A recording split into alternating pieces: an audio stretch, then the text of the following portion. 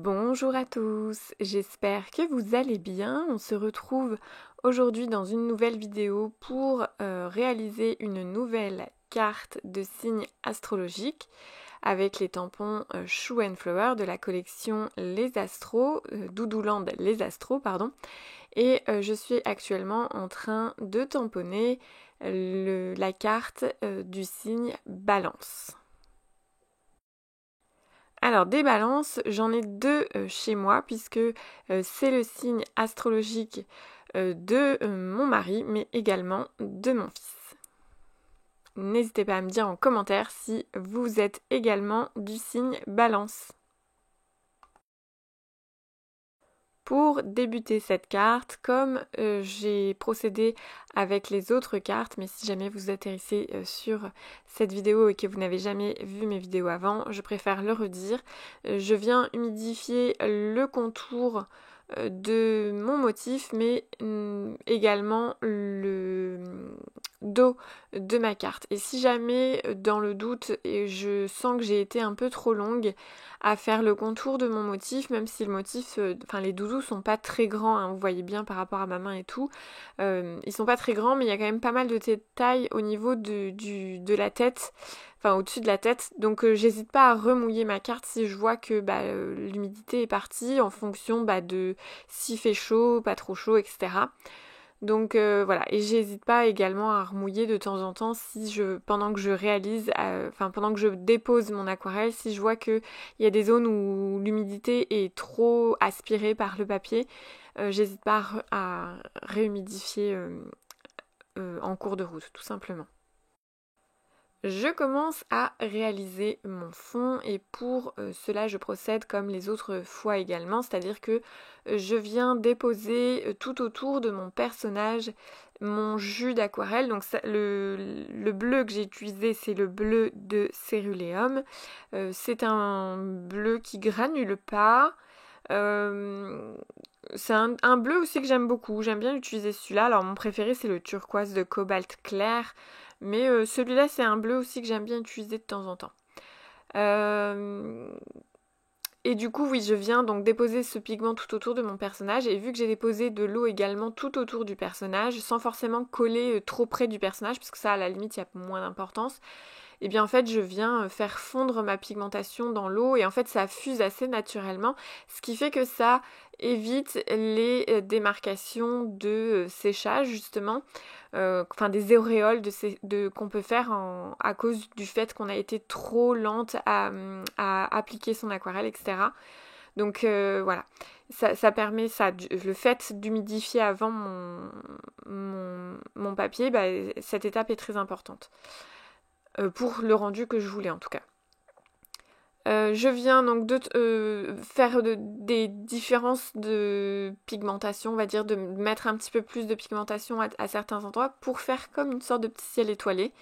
En laissant des zones plus claires, ça laisse imaginer que ça pourrait être éventuellement un nuage ou tout simplement un ciel pas uniforme.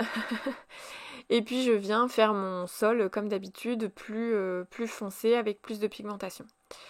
Alors j'ai laissé sécher complètement et je suis revenue le lendemain. Ça m'arrive comme souvent hein, parce que je vous l'ai déjà dit, je fais de l'aquarelle le plus souvent quand mon fils est à la sieste. Et s'il se réveille, tout simplement je passe à autre chose, hein, c'est l'heure du goûter, etc. etc.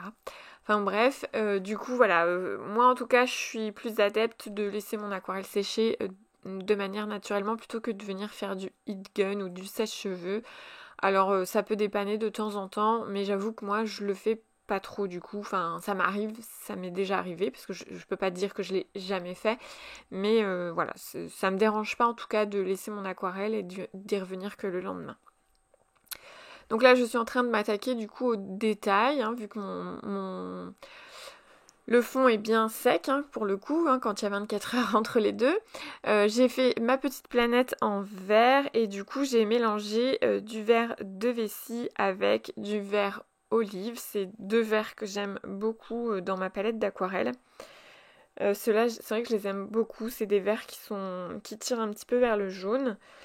Donc ouais, c'est pour ça. Enfin oui, voilà, je l'aime bien. Je les aime bien ces deux verts-là. Du coup, je j'ai pris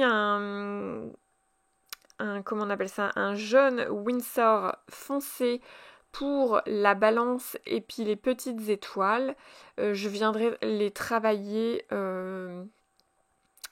avec un feutre Distress Oxide à la fin, donc je viens juste faire un petit aplat de couleur.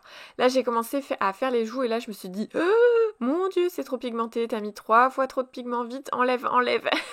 Donc je suis venue estomper mon pinceau, donc mon pinceau j'ai voilà sur ma petite serviette qui a en dessous de mon pot d'eau, et bien je suis venue estomper enlever mon surplus d'eau et je suis venue faire reboire à mon pinceau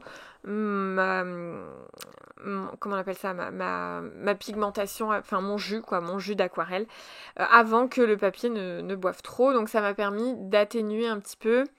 Je sais plus si je le laisse tel quel ou si je viens, je sais pas, on reverra en fin de vidéo si je suis venue mettre quand même peut-être du feutre Tombow, je pense, par-dessus. Et donc là avec, donc ça c'est une couleur que je prends très souvent, c'est du jaune de Naples avec de l'ocre jaune. Voilà, l'ocre jaune c'est une couleur que je prends beaucoup aussi également, souvent pour faire les doudous. Donc là j'ai mis une première couche de jaune de Naples avec un petit peu, voilà, après je vais venir faire des ombrages avec de l'ocre jaune. Enfin pas des ombrages mais faire des nuances plutôt pour que mon doudou ne soit pas totalement lisse, hein. Même si on imagine que c'est un doudou avec une très belle fourrure ocre du coup. Voilà, donc j'avoue que ça n'a pas été facile parce que à cause de la balance tout simplement, d'habitude les doudous ils avaient juste un tout petit objet dans les mains, ce qui rendait du coup on va dire l'aplat assez plutôt facile au niveau du pelage et tout. Alors facile, tout est relatif hein, bien évidemment, mais en soi je trouvais que c'était pas trop galère. Mais là avec la balance plus les feuillages qui sortent d'une des gamelles on va dire, eh bien j'avoue que j'ai un peu galéré, j'avais peur de pas être assez rapide, de faire des différences de couleurs, enfin donc c'était pas évident. En plus il fallait quand même comprendre, essayer de faire comprendre qu'il y a quand même de l'ombrage et tout ça. Je sais pas si je m'en suis vraiment sortie comme je voulais. Bon, en soi, moi, le résultat, il me plaît. Maintenant, je pense que peut-être que j'aurais pu le chouille un peu mieux travailler. Mais bon, après, dans l'ensemble, ça va. Je trouve que je m'en suis pas trop mal sortie. Là, j'ai quand même essayé de faire des petites nuances aussi dans le feuillage ainsi que dans ma planète avec mes feutres Tombow. Donc là, j'ai déjà sorti mes feutres Tombow.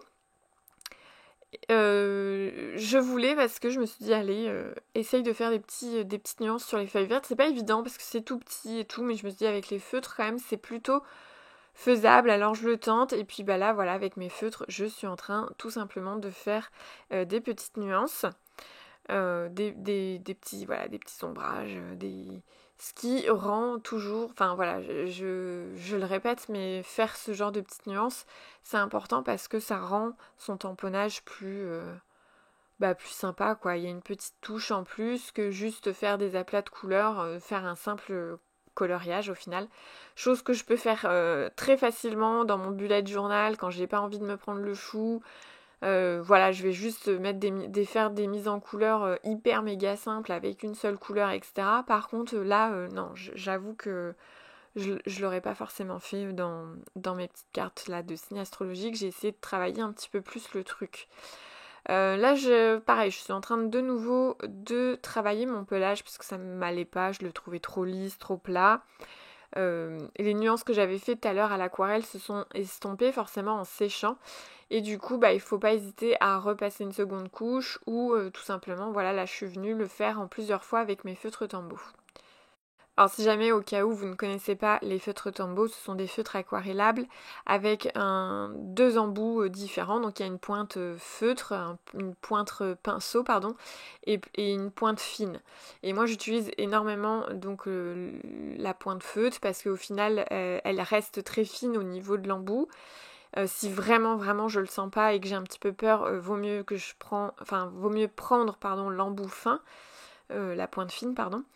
Mais du coup voilà, j'adore utiliser mes feutres Tombow à la fin d'une création pour justement accentuer certaines zones, faire de l'ombrage avec éventuellement mes feutres gris, etc.